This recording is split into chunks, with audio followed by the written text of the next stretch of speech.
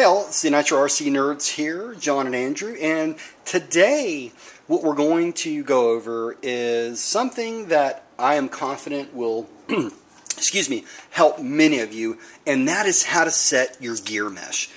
I want to thank the crazy RC guy, that's with 2 Z's, for reaching out to me and suggesting that I do a video on this, because I can tell you that setting the gear mesh it's one of those things to where it's you either pass or fail. There is no in between, and I explained to this young man that although there are many things that I need to learn within the hobby, one of the things that I feel I have pretty much mastered, and I really don't mean to sound cocky, but one of the things that I think we have down is how to set gear mesh, and that is simply because we have taken our engines out of our cars, I mean, hundreds of times probably. So, and every time we put them back in, obviously we got to set the gear mesh, and I have only stripped a gear once in my life, and that was on the Exceed Forza, and that was back in my very newbie days. So, this will be pretty cool. It's very simple.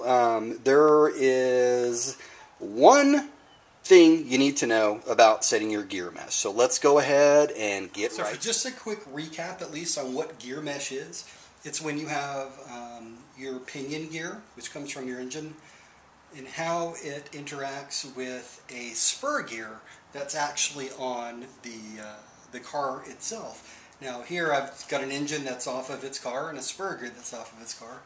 And we're going to talk a little bit about how the two interact and the things that you want to look for. Now, it's real easy for me to set my gear mesh because I have an engine and a spur gear, pinion gear, without the motor vehicle by itself. But again, the whole idea is how it interacts. And there's really 3 different ways that you can set your gear mesh. Too loose, too tight, or just right. So kind of think of the 3 little bears, if you will. And it's one thing, like I said, to be showing you this here while everything's off, and it's another to have it on the car itself. But the whole idea is you don't want it too tight to where it's going to strip these gears, and you don't want it too loose to where it's going to play against it and strip the gears as well. So you really need to have these just right. We're going to talk about little tricks and what you need to know and putting them in your car. Because, you know, there's a lot of videos out there, and I know it's easy to say, oh yeah, all you got to do is just put a piece of paper through it and pull it out, and as long as the paper doesn't rip but there's teeth marks, then your gear mesh is fine. And that's true and everything, but as I mentioned, it's one thing here on its table without being installed inside of the car, and it's another when you're having to fight in there and get through all these little things and you don't have a lot of room to set everything just right. There is one little tip that works. At least it's worked for me, and I'm sure anybody you'll talk to, it works for them as well.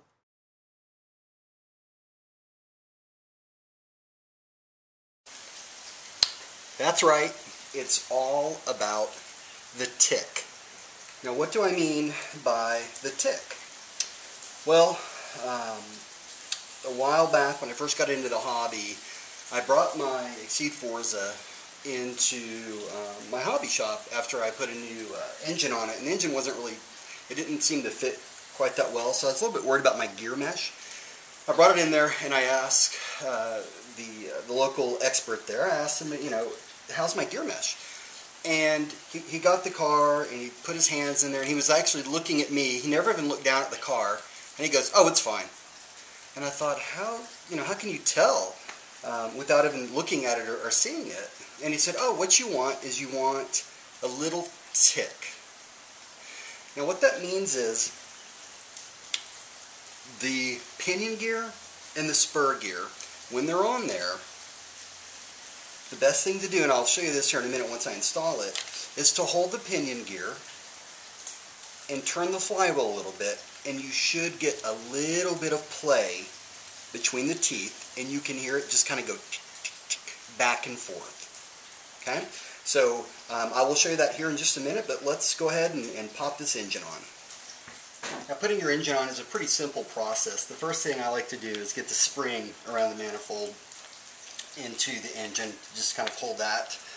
From here, really it's just a matter of lining up your engine bracket with these holes right here, and just begin to lightly screw each one into the bracket itself. At this point I haven't really aligned anything, I'm just getting the screws into the engine bracket.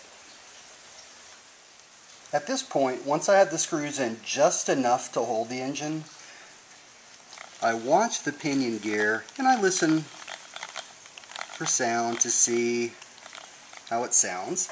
And then the next thing I do is, as I noted earlier, I check for that tick. And so what I mean now, when I check for that tick, as I mentioned, the engine's in there, and I just hold the pinion gear, and I turn the flywheel. And right there, there's no play, there's no tick.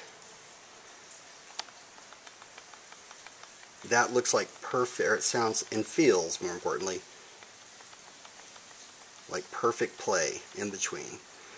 So what I do at this point, I pick the engine up, I tighten the screws a little bit, and I check it. Sometimes I get it the first time, sometimes I have to do it over and over. And as I mentioned, you don't want too much play, but you do want to be able to hear that tick. It should feel like about maybe a millimeter of play. Now I believe I have it, so I give it a little... obviously you don't have it, because that just don't sound right.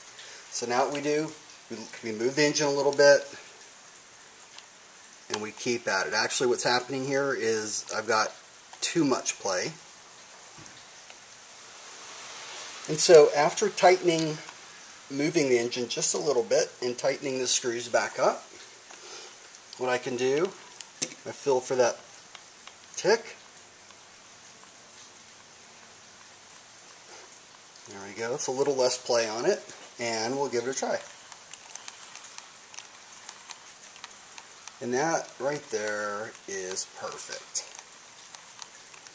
So that's it for setting your gear mesh. It's a pretty simple process. Like I said, it's all about that tick. You just want a little bit of play. If it sounds right and it looks right, but you don't have that tick, it's not right, I promise. So sometimes you can have that tick like you saw, but you give it a try and you can hear it, you know, it just doesn't sound right. So really what you're looking for, it sounds good, but you have that tick. Alright, now, what happens if you keep stripping your gear? So you got it set up and you take it out and you run it, but you stripped your gear. What's possibly happened is this.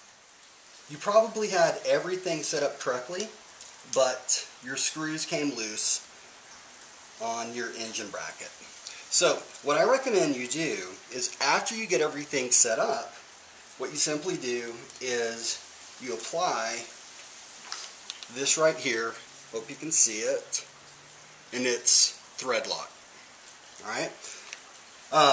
Because this will prevent your screws from coming loose and the engine from losing its perfect mesh.